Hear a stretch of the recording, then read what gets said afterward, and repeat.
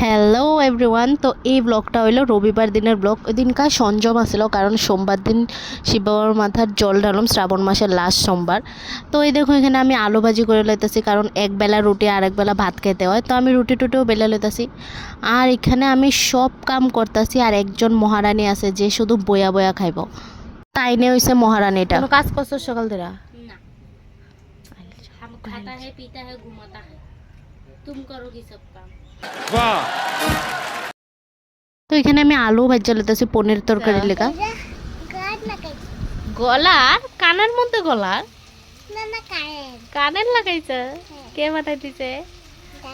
দাদু। যাও যাও, সুন্দর হয়েছে।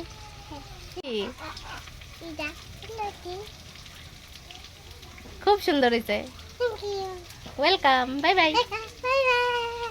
তারপর আমি বানাইছি পনির তরকারি, আলু ভাজা, ভাত, রুটি সব কিছু বানাইছি। তো এই হলো, এতটুকুই রয়েছে আজকের ব্লগ। তারপর আমি দিনের বেলা রুটি খাইলেছি, রাত্রে ভাত খাইছি। Bye bye, tata. ভালো লাগলে লাইক করো।